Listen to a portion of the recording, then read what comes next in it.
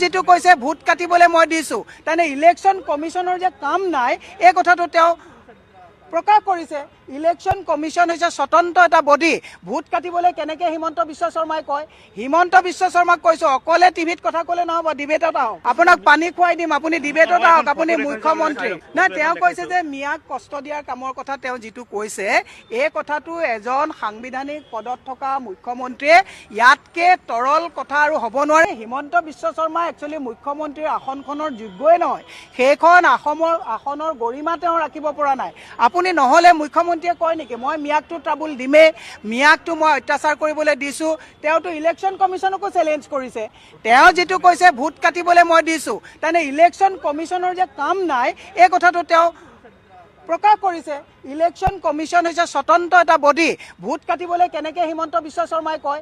হিমন্ত বিশ্ব শৰ্মাক কৈছো অকলে টিভিত কথা ক'লে নহ'ব, ডিবেটত আহক, আপোনাক পানী খুৱাই দিম, আপুনি ডিবেটত আহক, আপুনি মুখ্যমন্ত্ৰী নাই। তেওঁ কৈছে যে মিয়াক কষ্ট দিয়াৰ কামৰ কথা তেওঁ যিটো কৈছে এই কথাটো এজন সাংবিধানিক পদত থকা মুখ্যমন্ত্ৰীয়ে ইয়াতকে তৰল কথা আৰু হ'ব নোৱাৰে। অসমৰ ৰাইজে এনেকুৱা হাল এৰি খিয়াল খেদা মুখ্যমন্ত্ৰীক ২৬ আৰু ৬০ দিনৰ পিছত ক্ষমতাচ্যুত কৰি অসমখন উদ্ধাৰ কৰিব লাগে। তাৰ কাৰণে মই সকলোকে অনুৰোধ জনাইছোঁ। সেইখন অসমীয়া গামোচা বুলিতো দেখা নাই, তেনেকুৱাতো বিভিন্ন ফেশ্বন ডিজাইনৰ বস্তু আমি লৈ থাকোঁ। সেইখন গামোচা কোনে তাত প্ৰচাৰ কৰিলে? সেইখন অসমীয়া গামোচা নেকি? অপমান কৰিছে, এইটো গামোচাখনক অপমান কৰিছে। মোৰ সন্দেহ হৈছে যে এই ইয়াত যে কিবা থ্ৰেড এটা আছে, এইটো থ্ৰেড নহয়, এইটো থ্ৰেড।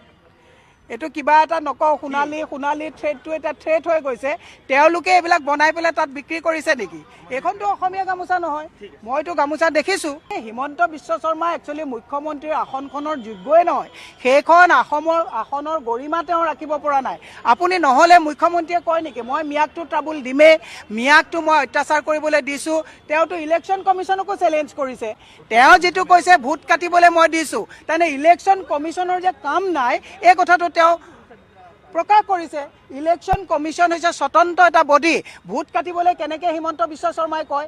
হিমন্ত বিশ্ব শৰ্মাক কৈছো অকলে টিভিত কথা ক'লে নহ'ব, ডিবেটত আহক, আপোনাক পানী খুৱাই দিম, আপুনি ডিবেটত আহক, আপুনি মুখ্যমন্ত্ৰী নাই। তেওঁ কৈছে যে মিয়াক কষ্ট দিয়াৰ কামৰ কথা তেওঁ যিটো কৈছে এই কথাটো এজন সাংবিধানিক পদত থকা মুখ্যমন্ত্ৰীয়ে ইয়াতকে তৰল কথা আৰু হ'ব নোৱাৰে। অসমৰ ৰাইজে এনেকুৱা হাল এৰি খিয়াল খেদা মুখ্যমন্ত্ৰীক ২৬ আৰু ৬০ দিনৰ পিছত ক্ষমতাচ্যুত কৰি অসমখন উদ্ধাৰ কৰিব লাগে। তাৰ কাৰণে মই সকলোকে অনুৰোধ জনাইছোঁ। সেইখন অসমীয়া গামোচা বুলিতো দেখা নাই, তেনেকুৱাতো বিভিন্ন ফেশ্বন ডিজাইনৰ বস্তু আমি লৈ থাকোঁ। সেইখন গামোচা কোনে তাত প্ৰচাৰ কৰিলে? সেইখন অসমীয়া গামোচা নেকি? অপমান কৰিছে, এইটো গামোচাখনক অপমান কৰিছে। মোৰ সন্দেহ হৈছে যে এই ইয়াত যে কিবা থ্ৰেড এটা আছে, এইটো থ্ৰেড নহয়, এইটো থ্ৰেড। এইটো কিবা এটা নকওঁ, সোণালী থ্ৰেডটো এটা থ্ৰেড হৈ গৈছে। তেওঁলোকে এইবিলাক বনাই পেলাই তাত বিক্ৰী কৰিছে।